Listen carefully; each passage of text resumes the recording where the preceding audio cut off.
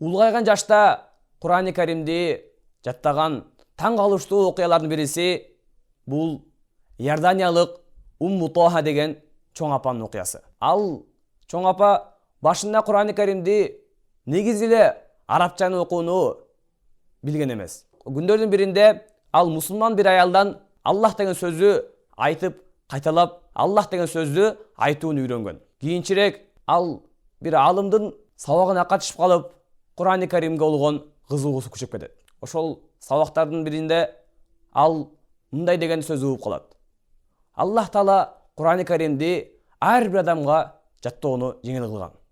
Ошондон кийин ал арабча окууну үйрөнүп баштайт. Ал кийинчерээк өзү улгайган жашта болгонуна карабастан Кур'ан жаттатуучу жайларга барып, Кур'ан-ы Каримден сабак алып жүрөт. Ошентип Аллах Таала ага бир канча жылда Кур'ан-ы Карим жаттоого мүмкүнчүлүк берет. Көрдүңүзбү? Башында ал арабчаны окууну такыр билчү эмес.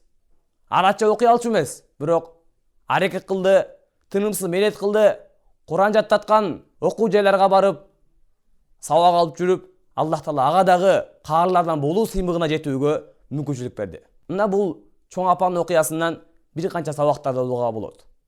Эң биринчиси, адам Кур'ан-ы Каримди жаттоого кызыгуусу керек. Анткени адам кайсы бир нерсени кылууга кызыкса, аны кылуу жеңил болот, аны аткаруу жеңил болот. Ошондуктан ар бирибизге Аллах Таалам Кур'ан-ы Каримге болгон кызыгуу, Кур'ан-ы Каримге болгон сүйүү берсин. Ал эми экинчи ала турган сабак бул Умму Тоха чоң апа улгайган жашта экенине карабастан тынымсыз менет кылды, тынымсыз аракет кылды. Ошонун натыйжасында Аллах Таала ага дагы каарлардан болуу сыймыгына жетүүгө мүмкүнчүлүк берди. Ошондуктан ар бирибиз Аллахтан жардам сурап, бекем ниет кылуубуз керек. Ошондо Аллах Таала баарыбызга Кур'ан-ы Карим жаттоого жана түшүнүүгө мүмкүнчүлүк берет. Аллах Таалам баарыбызга Кур'ан-ы Каримди тез арада жаттап, кыямат кайым күнү каарлардын катарына, каарлардын сабына турууга мүмкүнчүлүк берсин.